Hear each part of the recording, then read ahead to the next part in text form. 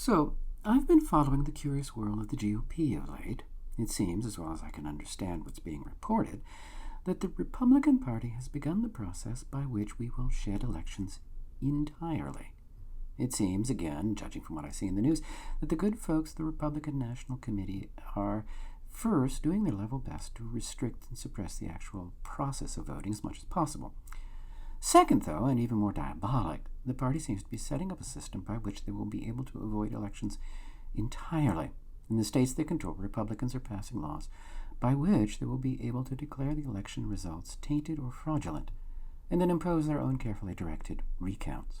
And obviously the man who set the precedent for that was Trump himself, who announced, in spite of overwhelming evidence to the contrary, that he'd won the election and been cheated out of the White House.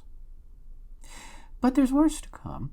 If the GOP succeed in its goal to effectively rid itself of pesky little things like elections, then they will own the White House forever.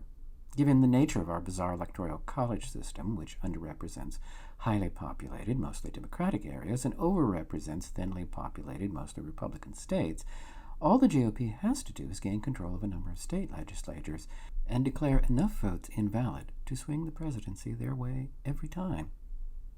And if that happens, then democracy in these United States is finished.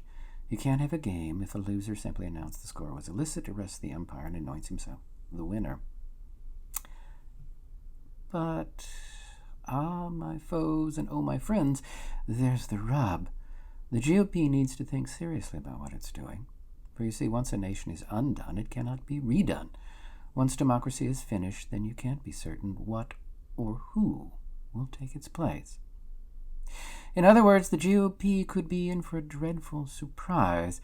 Having strangled democracy in the dark, the party may discover that someone else, even more deadly than itself, is waiting behind it, garrote at the ready, utterly merciless, and terribly cruel.